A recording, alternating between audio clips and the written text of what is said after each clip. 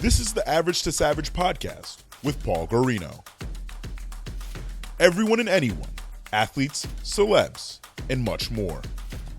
What's up, everybody? I'm back for another episode of the Average Savage podcast. Our special guest today is Cortez Broughton. Hey, Cortez, what's up? How's it going, man? Appreciate you coming on.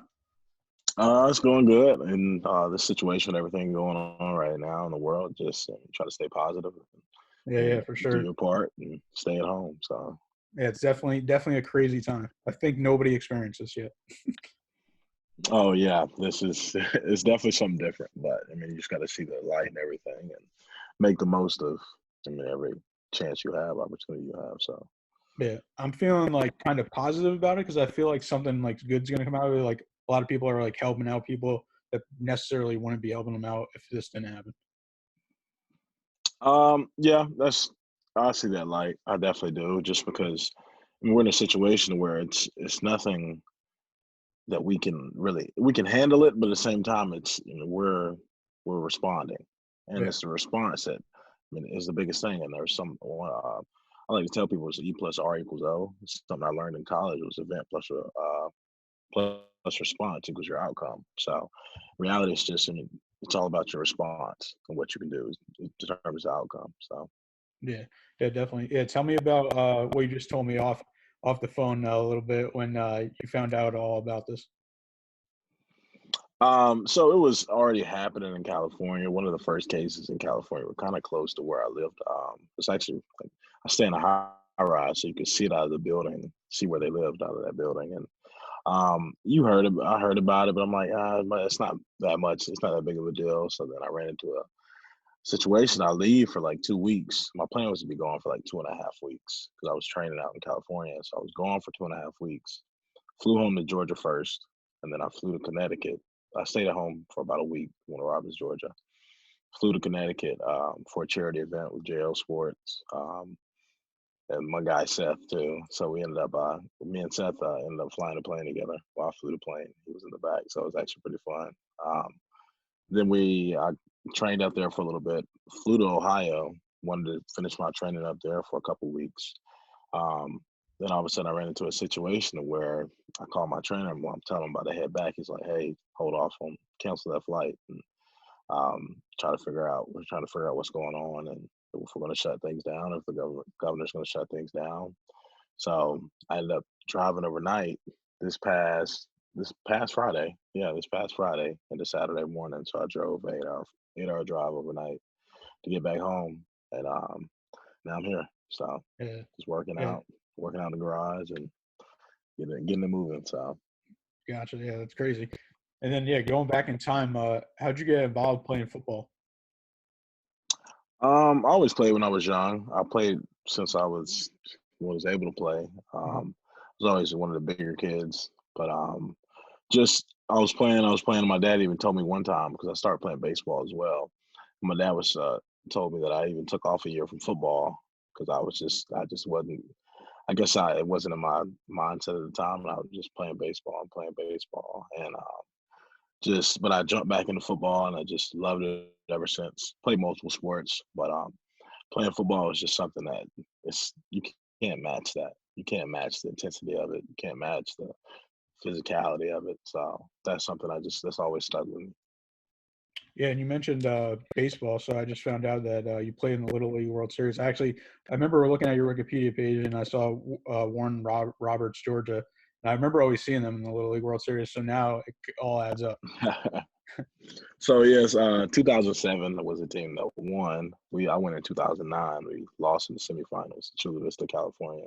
Coincidence that I'm in California now playing ball, but it was an amazing experience. And as a kid, you dream of it, but it's something that you can't match. You truly can't. And being that young of an age, kids are running up to you asking for your autograph. Hey, can I have your autograph? Can I have your autograph?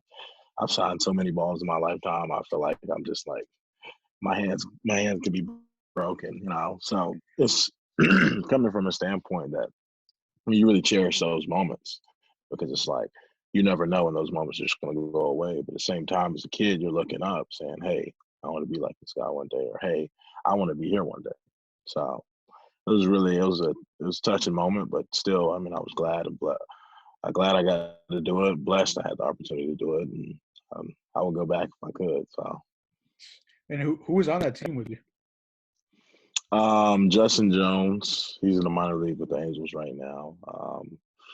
One of my boys, Blake Jackson, Connor Smith, Spencer Sato, who's my catcher.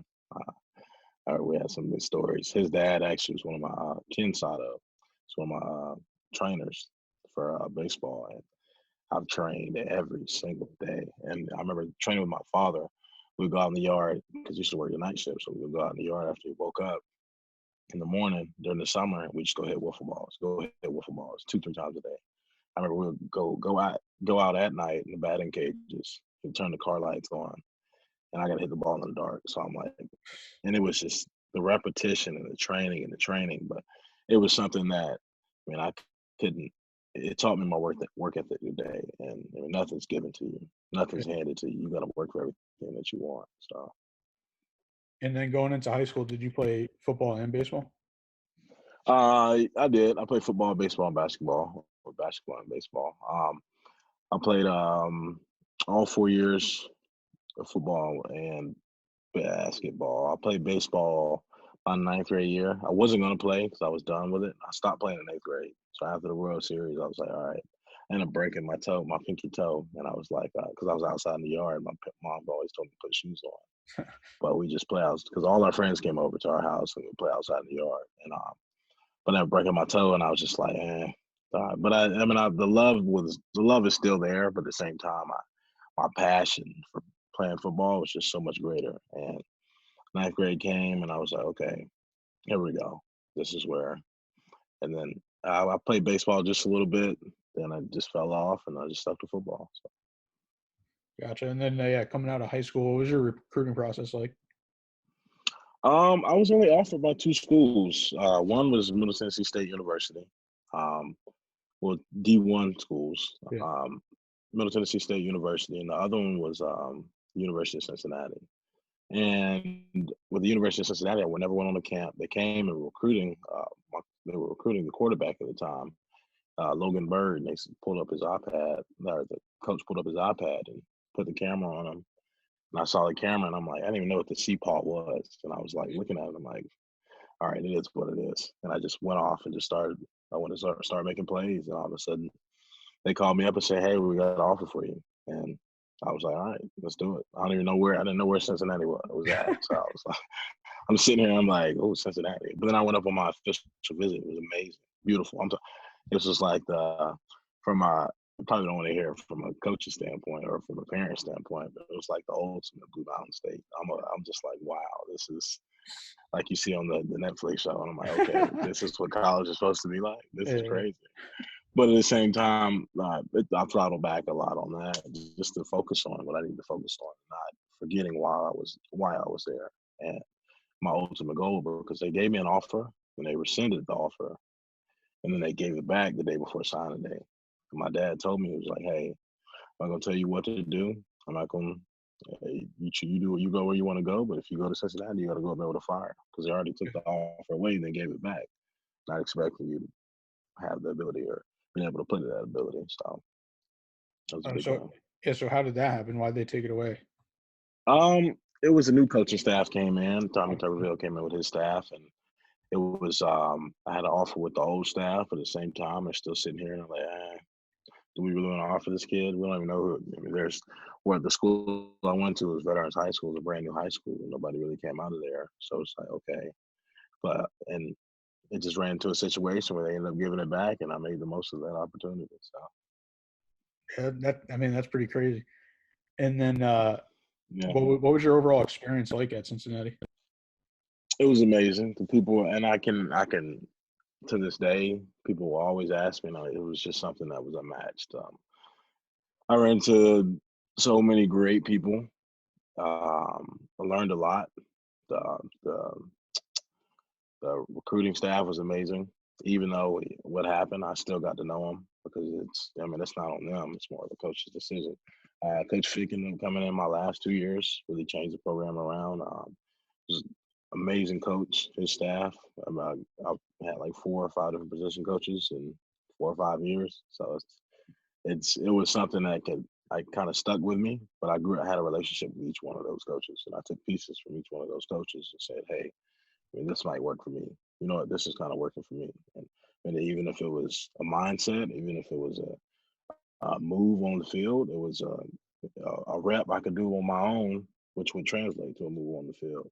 So it's just things that they taught me that I really just tried to grasp a little piece of knowledge, because my dad always told me you can learn from anyone. So take that knowledge and make something out of it.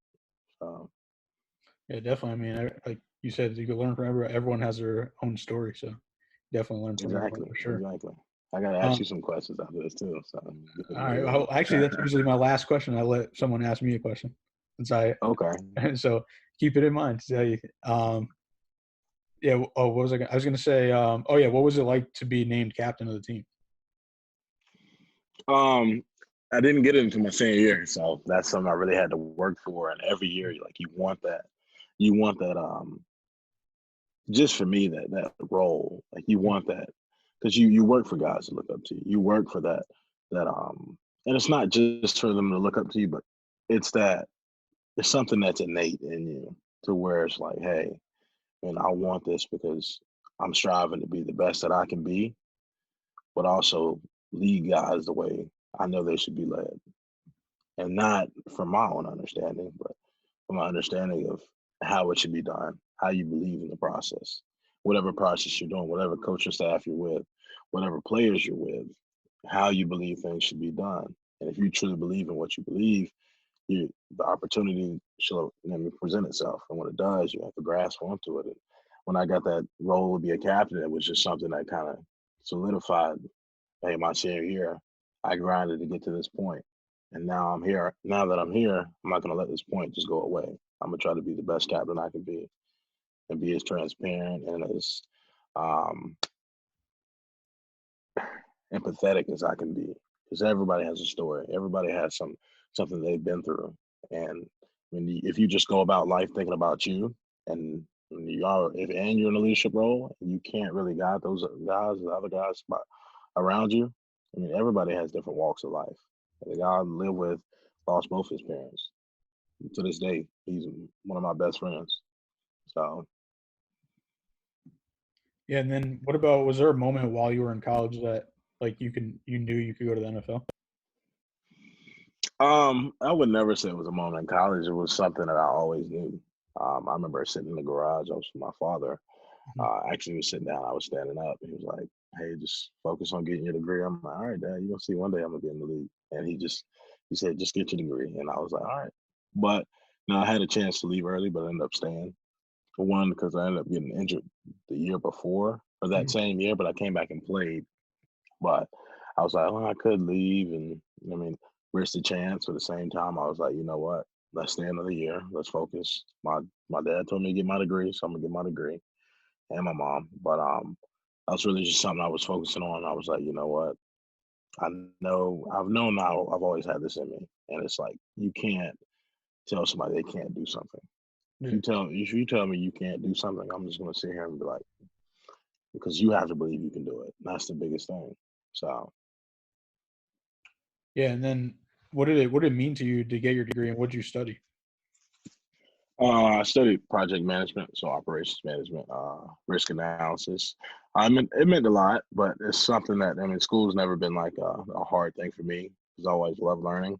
Mhm. The biggest thing is that when you're in the class and you have those classes that are just like okay, like, and even the college system to me is kind of different than it should be, is because you pay for college your first 2 years, you go through these 2 years of just basic classes that Yeah. aren't even in depth into your major, and it's like I could be taking class, I could be way ahead, I could be way ahead of where I'm at instead of having to pay 2 years. But that's just a whole different subject. But even within that, I'm glad I majored in what I majored in, because it can go a long ways. And yeah, that's that.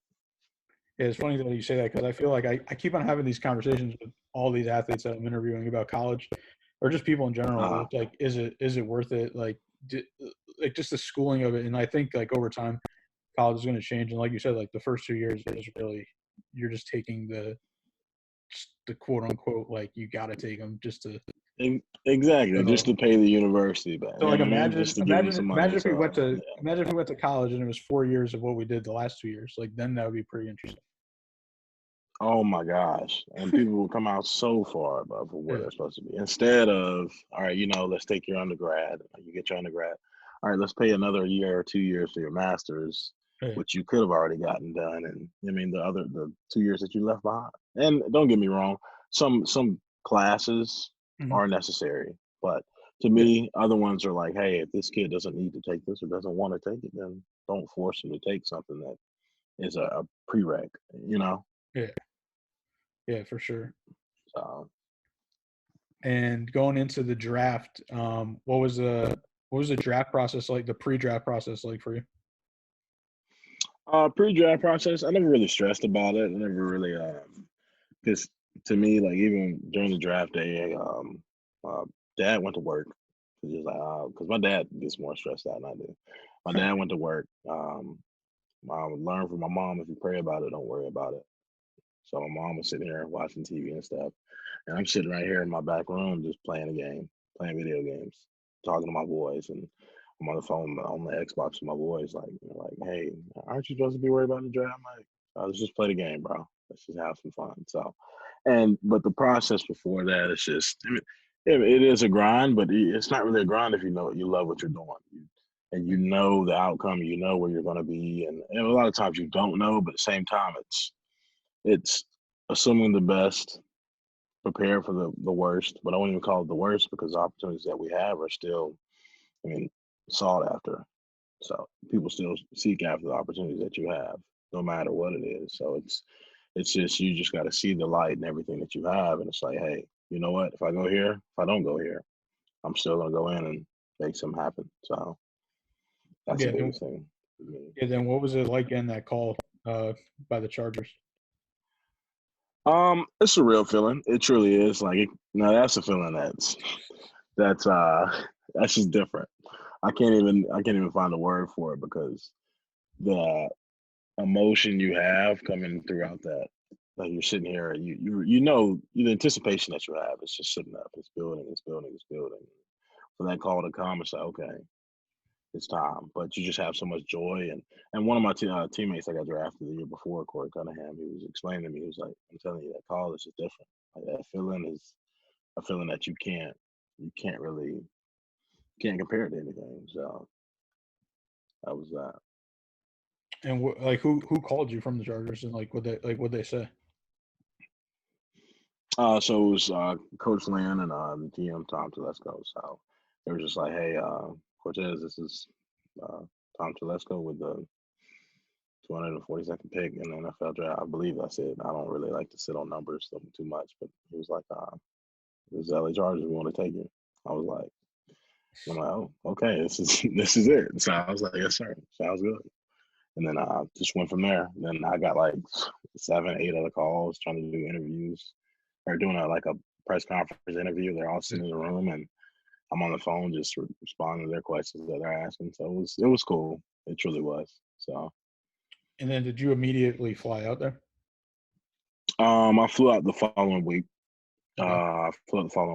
Just getting ready for OTAs and stuff like that. And as far as that, it was just like, all right, just prepping to get ready and to move out there. So that was the biggest thing. And finally got to come back home and pack stuff up and really just send it out. So it really just be at home.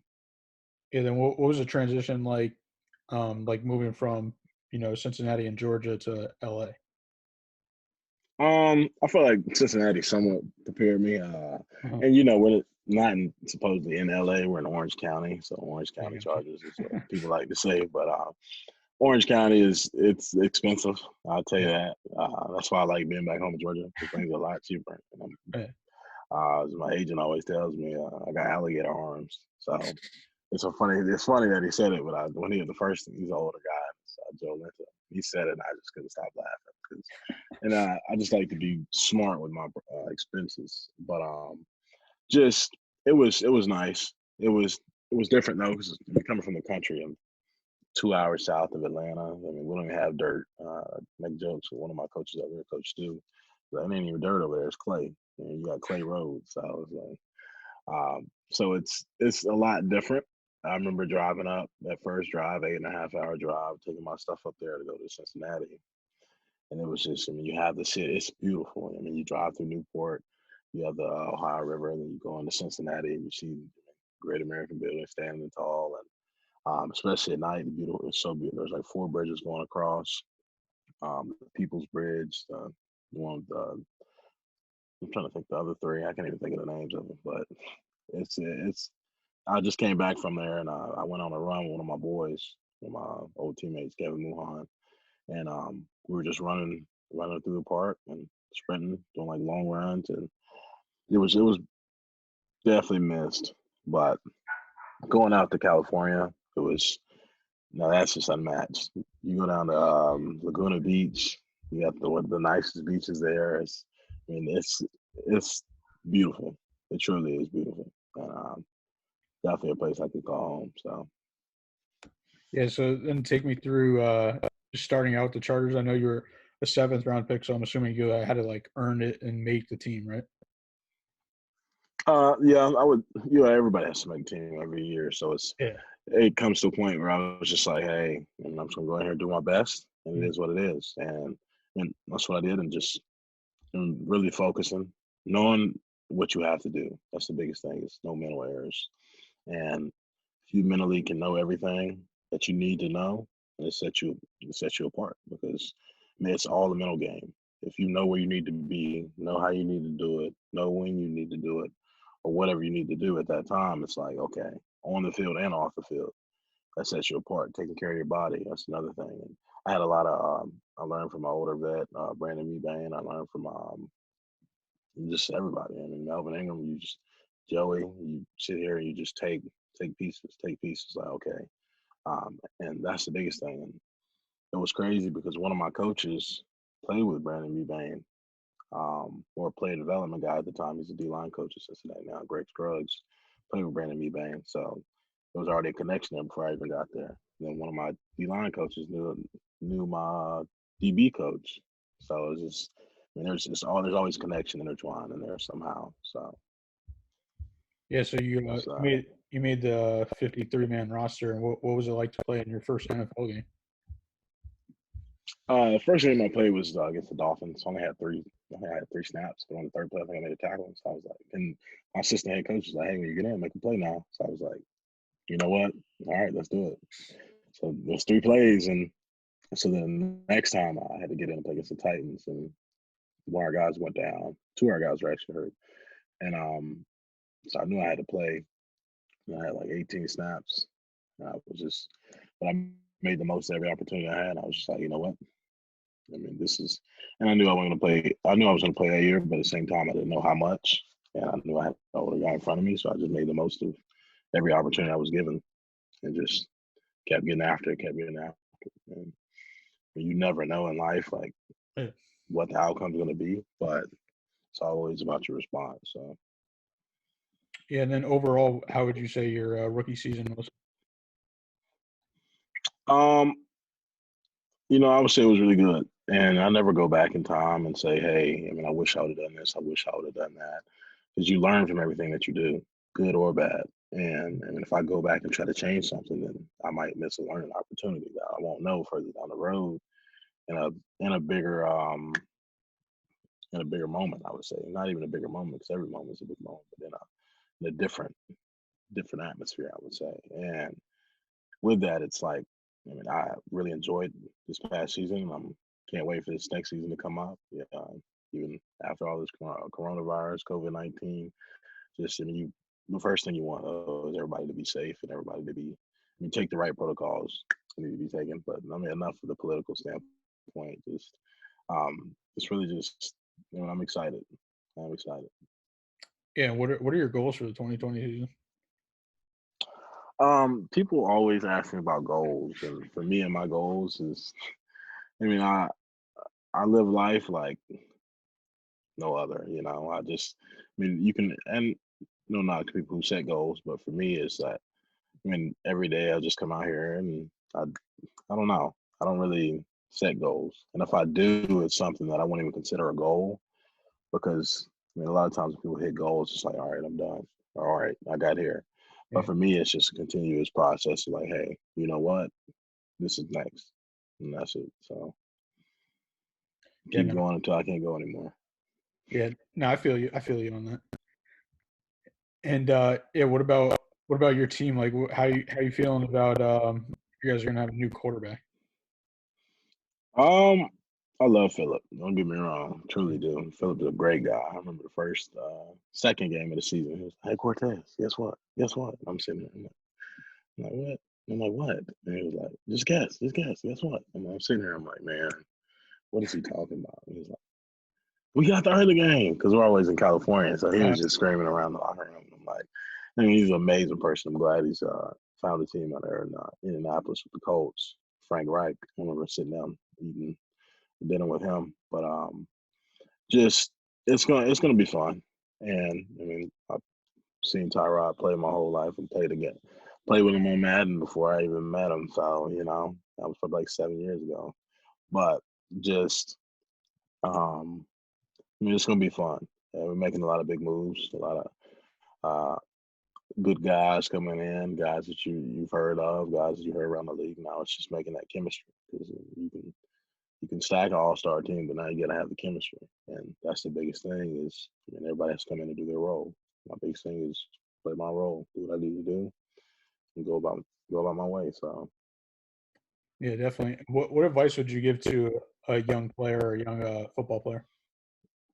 um, my advice would be, and many people are going to sit here and try to change who you are, or try to change you as a person, but just be yourself.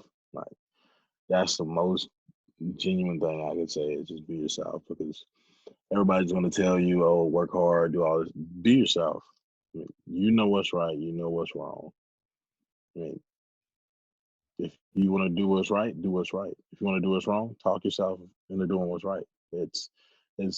Life comes down to that. Being that simplistic, I would say, is because if you try to change yourself for someone else, you're not going to be happy. Life is about you being happy. So find the things that make you happy in life. And if it's your family, try to help others. But at the same time, it's you have to be happy because you can't go through this life dreading life, and you only get one of them. So, All right, are you ready for some fun questions? They're gonna go from average to savage. average to savage. Okay, I told Seth I was never average, so I'm just messing with you. So, go ahead. What's your favorite song right now? Favorite song? Ooh.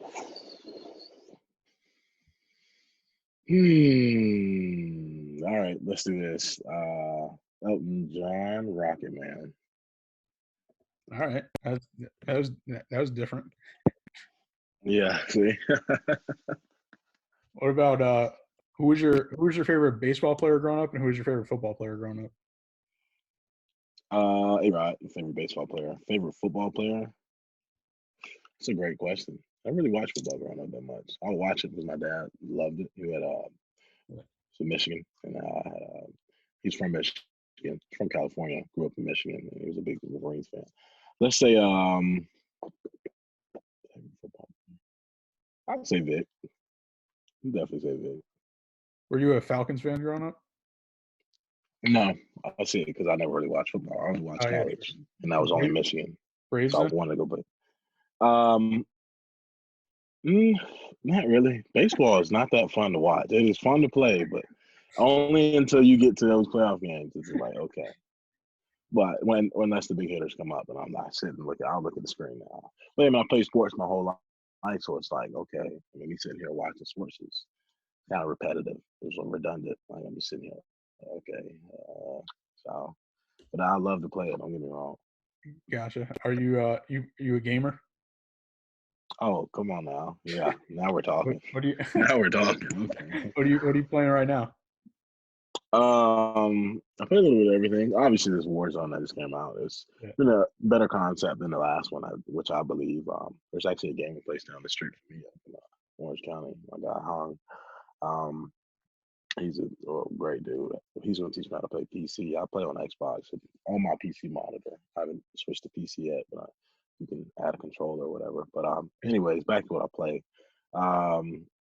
Warzone, Call of Duty, PUBG. I mean, I can play any sports game, obviously. NHL, 2K, NFL, or Madden. I can go on for days. Yeah. I don't think what else. What do you play? It's funny that you said that because I don't even watch hockey, but NHL is probably one of my favorite games to play. Oh my! I played NHL for the first time, and I beat my friend. And he got so upset, and I was like, "I told you I'm just a gamer, man." Yeah, but NHL is actually a fun game. Yeah. We got to play one day. We definitely got to play. Yeah, for sure. I haven't even been playing that much lately, but I don't know. It was just way more fun when I was in college, and then everyone was just yeah, exactly. Exactly, and everybody just come over and play it. That's so true. I think we kind of answered this one. What do you like to do in your free time besides that?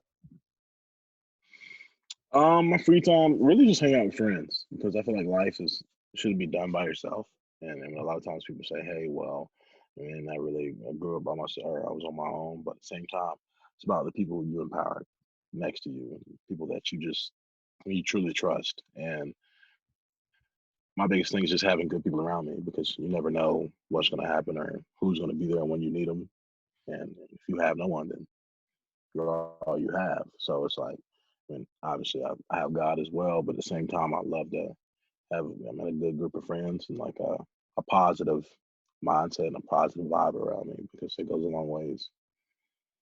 And who would you want to do a jersey exchange with? Who would I want to do a jersey exchange with? It's a great question. Nobody really, to be honest. I like my jersey, so it's like, now if somebody offers, I'm like, yeah, of course, but it's not like I'm willing just running out to, hey, can you take this and give me? For me, it's just that, like I said, I never grew up like idolizing other sports players. I idolize no man but God. So to me, it's like I'm just, if somebody wants to change jerseys, and then we'll change them. But as far as that, especially my teammates, the guys I played with before, that's a no-brainer. But I don't know. I'm not one of those guys that are just like, oh yeah, this is who, so it's just is what it is. I got you. So the final question is the one that I said before, so you could ask me a question now. Probably gonna be more than one question. So I could ask a simple one, what got you into this? What did get you into this? To podcasting? Yeah. So I have my own brand, PG Sports, and then just utilizing my connections more. I liked listening to podcasts, so then I started doing podcasts about 2 years ago. Actually, it was 2 years ago yesterday, or 2 days ago. So that was cool. And I don't know. I always I feel like every time I listen to a podcast, or even when I do these, I feel just more motivated. Even though I'm not unmotivated, but feel more motivated just hearing stories. It's true though, and that's actually eye-opening as well. Who is your favorite person to listen to on podcasts? Like a Joe Rogan, or is it like a? See, all right. So I'm I grew up a Yankees fan too, and everyone always liked Jeter. And okay. And I was like, no, Jeter's not my favorite player. I'd go with who's your favorite player? The underdog guy. I liked Chuck Knobloch, Alfonso Soriano, old guys. No Robinson Cano, nothing like that. I didn't like Robinson Cano either. What? Oh, come on! I was a Yankees fan, so that's one game I used to play a lot, and because I play baseball, and all we did was play NCAA and MLB. So I had every MLB game growing up, and that's one game that I truly love playing. And Robinson Cano came with the bat, people were unexpected. You have Xbox or PlayStation? Xbox. Yeah, that's why I need the MLB game to come out for Xbox. Yeah, but that's the thing. So I had PlayStation my whole life growing up. So me having a PlayStation was like, okay, and it was free. The PSN on the internet was free. So I'm sitting here like, oh yeah. My mom was like, as soon as I said, oh, switch to Xbox, she was like, I'm not paying for you to have internet to play a game. Are you serious? And that's back when it was first started. So I was like, are you serious? I'm not doing that. I was like, oh, so I stuck with the PlayStation since it was free. Yeah. But yeah, MLB that's a game right there. To this day, I'll sit down and play it. So. Yeah, I remember playing the N64 version. I think it was All-Star Baseball. and you used to be able to Okay. you used to go back and forth with them, and like you could steal the base if you Right. timed it right. Exactly. So right over here, I have like the old PlayStation, Nintendo 64, and Atari. Like literally just packed up in the bag right over here. I need to take them out so I can basically just organize it. Yeah. But yeah, I that's mean, if we want to throw it back, like I'm like a Nintendo guy first.